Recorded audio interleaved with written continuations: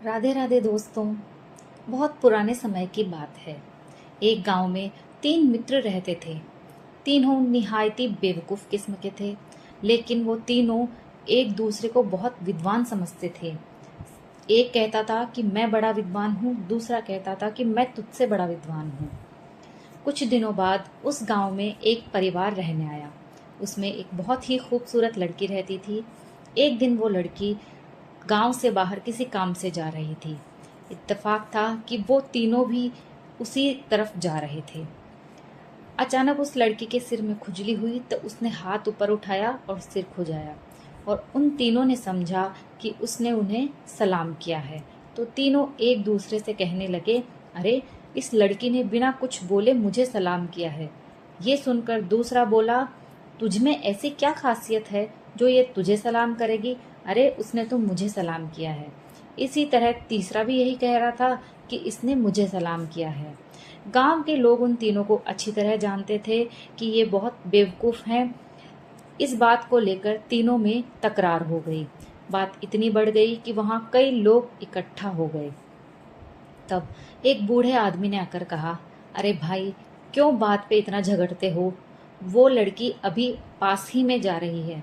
ऐसा करो, तुम तीनों जाकर उसी से पूछ लो कि उसने तुम में से किसे सलाम किया है। जरा सी बात पर इतना क्यों भड़क रहे हो? ये बात सुनकर वे तीनों दौड़े और उस लड़की के पास जा पहुंचे। उससे बोले, सुनिए, आपने हम तीनों में से किसे सलाम किया था? ये बात सुनकर उस लड़की ने सोचा कि मुझे ऐसा लग रहा है कि तीनों ही अव्वल दर्जे के बेवकूफ़ हैं। उसने मुस्कुराकर कहा, तुम तीनों में ऐसी क्या खास बात है जो मैं तुम्हें सलाम करूं? तीनों हंस दिए। उन्होंने कहा कि हम एक से बड़े एक विद्वान हैं। हमारे पास ऐसे ऐसे किस्से हैं कि जिनको सुनकर कोई भी हमें सलाम कर सकता है।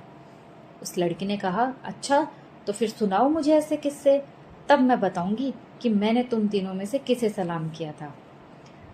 उसकी बात सुनकर एक बोला, ठीक है, तो सुनो। एक बार की बात है। एक बार मैं अपने ससुराल गया तो मेरी सास ने मेरे लिए अलग अलग पकवान बनाए। जब पकवान बनकर तैयार हो गए तो मेरी सास ने मुझे खाने के लिए कहा, तो इत्तेफाक से मेरे मुंह से निकल गया कि मेरा पेट भरा है, मुझे बिल्कुल भूख नहीं है। घर के सभी सदस्यों ने मुझे कई बार खाने के लिए कहा, लेकिन एक बार मेरे मुंह से इनकार निकल गया था, इसलिए अब मैं खाने को राजी नहीं हुआ। आखिर में सब चुप हो गए और मैं यूं ही भूखा सो गया, क्योंकि इज्जत का मामला था। एक बार इनकार जो कर चुका था, अब खाने के लिए कैसे कहूँ? लेकिन भूखे पेट नींद कहाँ आने वाली थी। जब मेरी पत्नी भी सो गई तो मैंने आसपास खाने की तलाश की, पर कुछ भी हाथ नहीं लगा।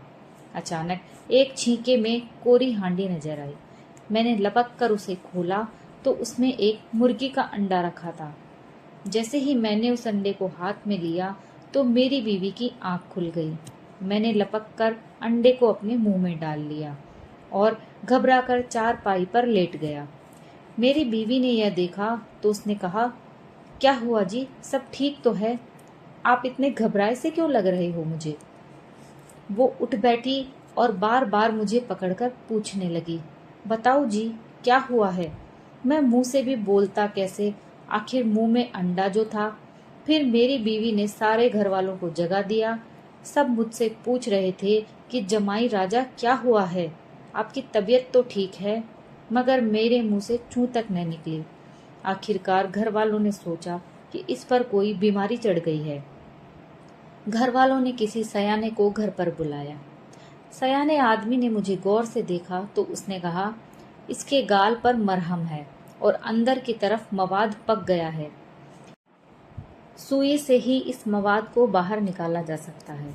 मेरी पत्नी और सास एक साथ बोली, जो भी हो, जैसे भी हो, जल्दी से इस मवाद को बाहर निकालकर बीमारी को ठीक करो। फिर उस आदमी ने एक नश्तर उठाकर मेरी गाल की तरफ लगाया तो मैंने वो अंडा झट से मुंह के दूसरी गाल की तरफ कर लिया। ये हैरत भरी बातें देखकर वह आदमी, इस गाल का मवाद अब दूसरी तरफ चला गया है, ये कहने लगा। उस आदमी ने मेरे दूसरे गाल की तरफ जब नश्तर रखा तो अंडा मेरे मुंह से बाहर निकल पड़ा। घर वाले उस अंडे को देखकर बड़े ही बड़बड़ाए। उस दिन मुझे इतनी शर्म आई कि आज तक मैं ससुराल नहीं गया हूँ। अब पहले बेवकूफ़ की कहानी खत्म हुई तो दूसरे ने उस लड़की से कहा, अब आप मेरा किस्सा भी सुनिए। एक बार एक अमीर आदमी ने मुझ पर भरोसा करके अपने किसी इलाके में अपने कामकाज की देखरेख के लिए मुझे भेजा। वहां पहुंचकर मैंने ऐसा तहलका मचाया कि उस आदमी की आमदनी बेहुदा बातों में खर्च करने लगा और कभी एक पैसा भी मालिकों को नहीं भेजा। जिंदगी में खूब मजे में गुजर रही थी। अब मैंने सोचा कि अब मुझे शादी कर लेनी चाहिए। किसी चीज़ की कोई कमी नहीं थी। सबने मुझे कहा कि आप ये क्या कर रहे हैं। मैंने किसी का कहना नहीं माना। आखिरकार मैंने एक बुढ़िया को बुलाकर कहा कि मेरी कहीं शादी करवा दीजिए। मुझे नहीं पता था कि वो बुढ़िया मक्कार है। वो समझ गई कि ये बेवकूफ़ किस्म का लड़का है। वो कहने लगी, बहुत अच्छा। ये कहकर वो अपने घर चली गई। अगले दिन आकर मुझसे बोली, बेटा, मैंने तुम्हारी शादी के लिए एक लड़की देख ली है। उससे तुम्हारी शादी हो जाएगी यदि अभी तुम मुझे 500 रुपये दे दो तो उस लड़की के साथ तुम्हारा रिश्ता पक्का कर दूं। मैंने फौरन 500 की जगह 600 रुपये उसको दे दिए और 2 दिन बाद वह बुढ़िया फिर आई और बोली, बेटा, शादी की तैयारी और सामान वगैरह खरीदने के लिए 2000 रुपये और चाहिए। 2 दिन बाद वह फिर आकर बोली, अरे बेटा, जब तुम बारात लेकर जाओगे तो आतिशबाजी राग रंग के बिना वजह का खर्चा होगा। उससे अच्छा है कि तुम मंदिर में एक दूसरे को माला डाल दो। हमें तो आम खाने से मतलब है। उस बुढ़िया की बात सुनकर मैंने सोचा कि ये बुढ़िया बड़ी नेक दिल है, मेरे भले की बात कर रही है। लेकिन मैं ये नहीं समझा कि इसके बदले में मेरा बुरा है। उसकी बात से खुश होकर मैंने सारी शादी की जिम्मेदारी उस बुढ़िया को दे दी। फिर वो बुढ़िया बोली, मंदिर में भी पंडित को कुछ देना पड़ेगा, उसके लिए भी कुछ खर्च चाहिए। मैंने 2000 रुपये उस बुढ़िया को और दे दिए। उसके 4 दिन बाद वह आई और मुझसे कहने लगी, बेटा, अब तो तुम्हारे ब्याह के सितारे शुभ नहीं हैं। शुभ घड़ी आएगी तो लड़की तुमसे शादी कर लेगी और तेरे घर में रोशनी कर देगी। जब तक शुभ घड़ी नहीं आती तब तक कुछ खर्च कर सको। तो इतना ही कहना था कि मैंने चालाक बुढ़िया को 2000 रुपये और दे दिए। अब 10 दिन बाद वो बुढ़िया आई तो उसने मुझे खुशखबरी सुनाई कि मुबारक हो बेटा, तुम्हारे घर चांद सा बेटा पैदा हुआ है, कुछ रुपए और चाहिए। मैंने कुछ रुपए उसे और दे दिए। अब हाल ये हुआ कि वो हर 5वें-6ठे रोज आती तो कभी लड़के के खाने के लिए, कभी कपड़े, कभी खिलौने के लिए कुछ ना कुछ मुझसे ले ही जाती। मुझे उसने इस प्रकार से लाखों रुपए ले लिए। मैंने कभी उससे ये कहा कि मेरी बीवी की शक्ल तो दिखा दीजिए, तो वो कहती, बेटा, अभी तुम्हारे मिलने की शुभ घड़ी नहीं आई है। अब मेरी बात दूर दूर तक फैल गई, यहाँ तक कि मेरे मालिक को भी इस बात की भनक हो गई। मेरी तरफ से मालिक के पास 1 रुपया भी नहीं पहुंचा था। वो भी समझ गया कि मैं यहाँ क्या गुल खिला रहा हूँ, तो उसने मेरा तबादला कर दिया। इस बात से मुझे बड़ा दुख हुआ।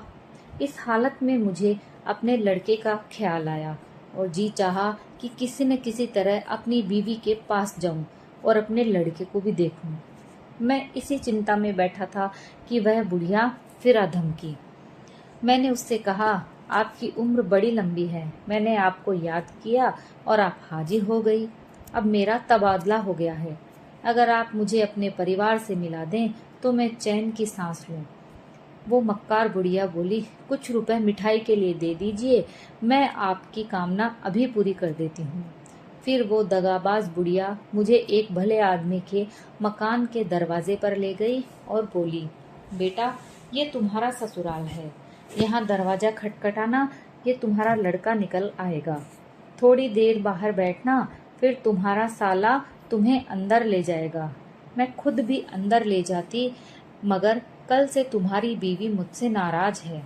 ये कहकर बुढ़िया तो जाती रही। मैंने दरवाजे पर दस्तक दी तो 5 साल का एक लड़का अंदर से बाहर आया।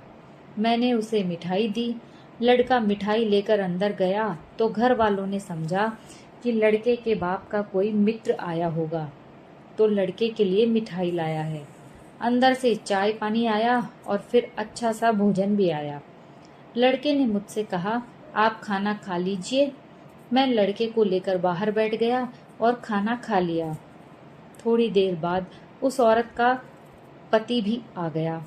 उसने मुझे नमस्ते कहा और अंदर जाकर अपनी पत्नी से कहा कि ये अजनबी आदमी हमारे लड़के को लिए बाहर क्यों बैठा है।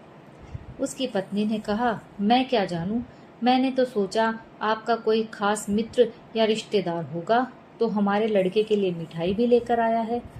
ये बात सुनकर उस औरत का पति बाहर आया और मुझसे पूछने लगा, आप इस समय कहाँ से आ रहे हैं और मेरे घर के बाहर क्यों बैठे हैं। मैंने उसे सादगी से कहा, तुम मुझे नहीं पहचानते, मैं तुम्हारी बहन का पति हूँ और ये लड़का तुम्हारा भांजा है। मेरी ये बेहुदा बात सुनकर वह गुस्से से बोला, अबे गधे, क्या बक रहे हो, चलो यहाँ से, नहीं तो मार मार के हड्डियां तोड़ दूंगा। उस आदमी ने मुझे बहुत जलील किया और वहां से बाहर निकाल दिया। अब बताओ कैसा रहा मेरा बेवकूफ़ी भरा किस्सा। बहुत अच्छा। अब तीसरे की बारी थी। तीसरा भी अब अपनी बेवकूफ़ी का किस्सा कहने लगा।